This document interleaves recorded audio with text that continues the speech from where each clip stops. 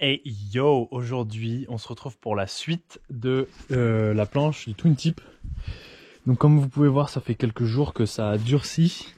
La résine est bien dure, nickel. Elle a un léger flex, elle est légèrement molle, mais c'est fait exprès. C'est la dureté short de cette résine qui est comme ça, qui est faite exprès justement, qui est choisie pour faire des champs comme ça et de rester légèrement molle. Pour qu'elle aussi puisse rentrer dans le moule, puisque la presse sous vide en fait avec laquelle on va presser et va venir donner le scoop à la planche, et du coup on a besoin qu'elle se torde.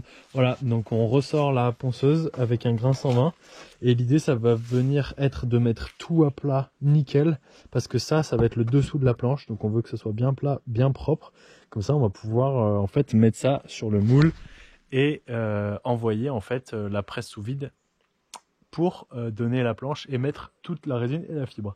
Voilà, allez, c'est parti, go!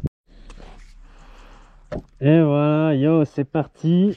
Du coup, je vais parler un peu hors du masque et ensuite, je pourrais moins parler puisqu'il va y avoir le bruit de la ponceuse. C'est parti, on va tout mettre à plat, on va essayer de tout mettre nickel.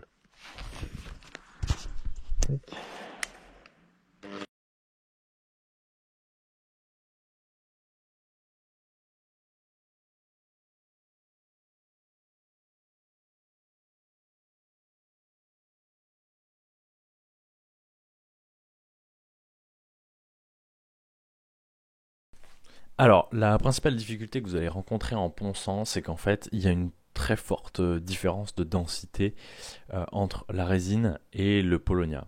En plus, la résine étant un peu molle, on a vraiment du mal à enlever de la matière et à la poncer.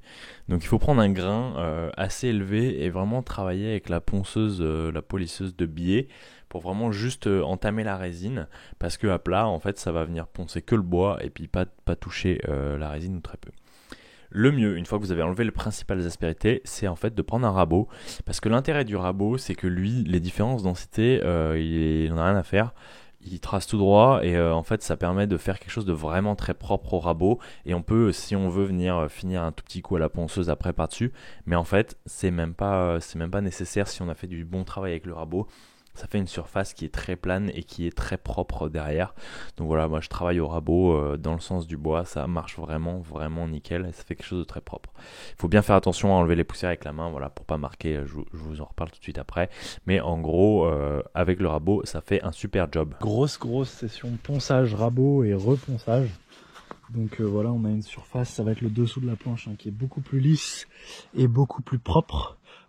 Ça n'a pas besoin d'être 100% nickel, mais il faut que voilà, à 1 millimètre près, on soit bien, parce que si on n'est pas bien, ça va pas bien presser sur la table à scoop, et du coup ça risque de faire des petites bulles d'air et de pas être une planche très saine. En plus, on cherche pour cette planche là en tout cas à ce que le dessous soit bien lisse, puisqu'on fait pas de concave ou de choses particulières.